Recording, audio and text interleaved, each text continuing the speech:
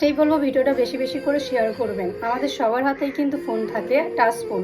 তো সবাই জানেন যে চার্জে দিয়ে এটা ব্যবহার করা উচিত নয়, যার কারণে এই পরিবারটি আজকে ধ্বংস।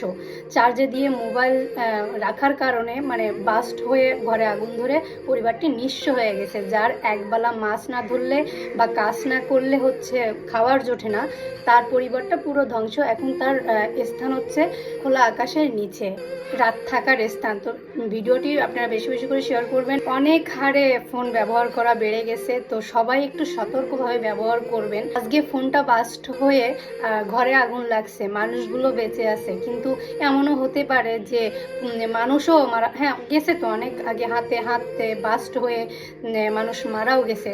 তো আপনারা সবাই ফোন ব্যবহার করবেন, সতর্কতা অবলম্বন করে ব্যবহার করবেন, নয়তো এরকম ঘটনা চলতেই থাকবে। যেহেতু ইলেকট্রনিকের জিনিস কখন কি হয় বলা যায় না। চার্জে দিয়ে কখনোই এভাবে চালানো উচিত না, বা রেখে দেওয়া, অধিক সময় একটা টাইম আছে, অধিক সময় রেখে দেওয়া উচিত না। আমরা যারা না বুঝে না করে ফোন চালাই, ফোন চার্জে দিয়ে রেখে দেই, এটা কখনোই করবেন না। এটাতে আপনার জীবনও কেড়ে নিতে পারে।